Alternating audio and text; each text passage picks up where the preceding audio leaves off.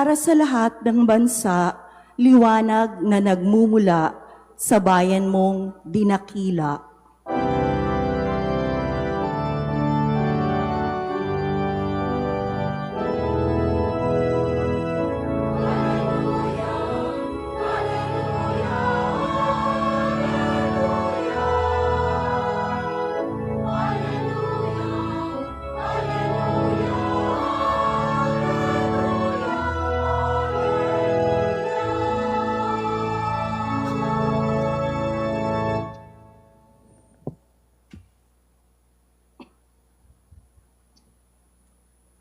Sumainyo ang Panginoon. At sumainyo rin.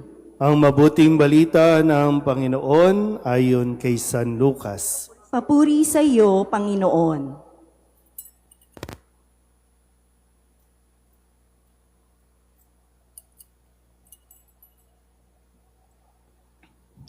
Nang dumating ang araw ng paglilinis sa kanila ayon sa kautusan ni Moises, si Jesus ay dinala ng kanyang mga magulang sa Jerusalem upang iharap sa Panginoon, sapagkat ayon sa kautusan, ang bawat panganay na lalaki ay nakatalaga sa Panginoon. At naghandog sila ayon sa hinihingi ng kautusan ng Panginoon. Mag-asawang bato-bato o dalawang inakay na kalapati. May isang tao noon sa Jerusalem, ang pangalay Simeon. Matapat at malapit sa Diyos ang lalaking ito at naghihintay sa katubusan ng Israel. Sumasa kanya ang Espiritu Santo na nagpahayag sa kanya na hindi siya mamamatay hanggat hindi niya nakikita ang Mesiyas na ipinangako ng Panginoon. Sa patnubay ng Espiritu, pumasok siya sa templo at nang dalhin doon ng kanyang mga magulang ang sanggol na si Jesus upang gawin ang inihingi ng kautusan, siya'y kinalong ni Simeon. Ito'y nagpuri sa Diyos na ang wika, "Kunin mo na, Panginoon, ang iyong abang alipin, ayon sa iyong pangako. Yamang nakita na ng aking mga mata ang iyong pagliligtas, na inihanda mo para sa lahat ng bansa. Liwanag itong tatanglaw sa mga hintil at magbibigay karangalan sa iyong bayang Israel."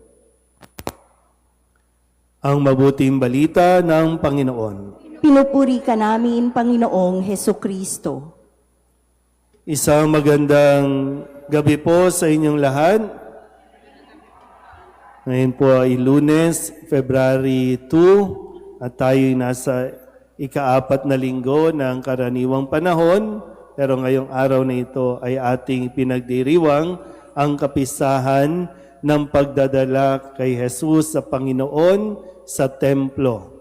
At bahagi ng kwento ay ang paglilinis sa mahal na birhen. Matapos na siya ay manganak at dumaloy ang dugo sa kanyang katawan, kailangan ng ritual o rito ng paglilinis. Pero ito po nakatuon sa pagdadala kay Jesus na Panginoon natin sa templo. At bakit may mga kandila? Dahil si Kristo ang liwanag. Dinala ni Maria at ni Jose ang liwanag doon sa templo na dinala si Jesus. Naintindihan po ba? So, alam niyo ba kung bakit kayo nagdala ng mga kandila? Magtitinda ba kayo ng kandila? Minsan ang dami, no? Dapat lamang na at least matutunan natin, baka mamaya may mga maling naituro, mga maling nakasanayan, bakit tayo nagpapabasbas ng kandila? Para pag kumidlat, sisindihan natin, hindi tayo tatamaan ng kidlat. Tama ba? May mga ganyan bang pananaw? Itigil nyo yan. Huwag kayong adik sa kandila. Okay? Kaya nga, liwanag. Sumisimbolo, lalong-lalo na sa mga pagkakataon na tayo po ay kailangang may gawing desisyon So para matulungan, yung iba po, no, sindihan mo ang kandila, magdasal ka. Para nang sa ganon, magabayan ka ni Kristo na liwanag, no, ng ating kaisipan sa mga desisyon na gagawin natin. At mainam din na ang inyong mga sinindihang kandila na pag-uwi ninyo, mag-anyaya sana at magkaroon kayo ng lakas ng loob na pangunahan ang pagdarasal sa loob ng pamilya, sindihan ng kandila na yan. Wala kayong aasahang pampaswerte dyan. Naintindihan ba? Sabihin nyo nga sa katabi ninyo, hindi yan anting-anting. Kaya iba sa inyo, nga maya, ngangatain pa yan, no? Pag kinain ko ito, lalakas ako, babata ako, no? Huwag niyong kainin, ikis-kis nyo, baka sakaling kuminis ang mukha ninyo dyan sa esperma. No? Pero yun po ang sinisimbolo. So dahil nagpabasbas kayo ng mga kandila, dahil may bit-bit tayong kandila, higit na inaasahan na makita sa atin ang liwanag ni Kristo. Maganda siguro yan, no? Kapag hindi kayo nagkakaintindihan, pareho kayo magsindi kayo ng kandila, no?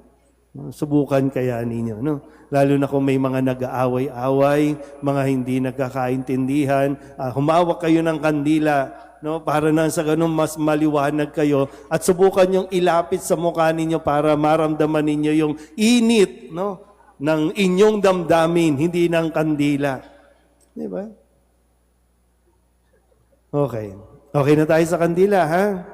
Maganda po, no? Ipamahagi ninyo, bigyan ninyo, lalo na yung mga tao na nadidiliman ng kanilang isipan, na dahil yan ay nabasbasan, nawa makatulong sa kanila, no, sa kanila pong pinagdaraanan na makita yung tamang landas na dapat nilang tahakin. Ngayon, bahagi ng pagdiriwang na narinig na natin kanina, dinala ni Maria at ni Jose sa templo ang sanggol na si Jesus at nakita ito ni Simeon. At nang makita ni Simeon, laking pasasalamat niya. At yung namutawi sa kanyang bibig na pupwedeng, kung kayo ang tatanungin, ano ang nais ninyo? Anong gusto ninyo? Uy. Ano ang gusto ninyo? Ngayong naririto ka, ano ang gusto ninyo? Ano ang dasal ninyo? Kaligtasan? Ano pa? Mahabang buhay? Gusto niyo mahabang buhay? Pero di na kayo makakalakad, ha? Mahabang buhay kayo. Wala na kayong ngipin, ha? Mahabang buhay yan, ha? Sigurado ba kayo? Hindi nga. Sige nga, sa puntong ito, lalo na sa mga may edad na dito, no? Kasi si Simeon, matanda na ito eh. Sa mga bata-bata, pwedeng sabihin na hindi pa malinaw sa kanila kung anong gusto nila. Pero sa mga matatanda, sa atin, alam mo na ba kung anong gusto mong hingin sa Diyos? Ha? Mahabang buhay pa rin? Alam niyo ba? Pinag-iisipan niyo ba kung ano? Meron bang katulad ni Simeon na nagsasabing, Lord, kunin mo na ako? Sabihin niyo nga yan, Lord, kunin mo na ako. Wala? Ayaw? Ayaw niyo pa rin? Hindi, umuwi na kayo. Ayaw niyo naman pala eh. Di ba, magandang aral na ibinibigay sa atin eh. Si Simeon, di ba, naghihintay. Napakatagal na panahon naghihintay ni Simeon. Ngayon, sabi, sa wakas, yung katuparan ng pangako ng Diyos na hindi siya mamamatay hanggat hindi niya nakikita ang katuparan ng pangako na si Kristo, ang Mesiyas, ipinanganak na, dinala na, harap-harapan, nahawakan niya, ito na ang katuparan. Kaya, Lord, okay na ako, Lord. Kunin mo na ako, Lord. So, ibig sabihin, di pa kayo okay. Kailan kayo magiging okay?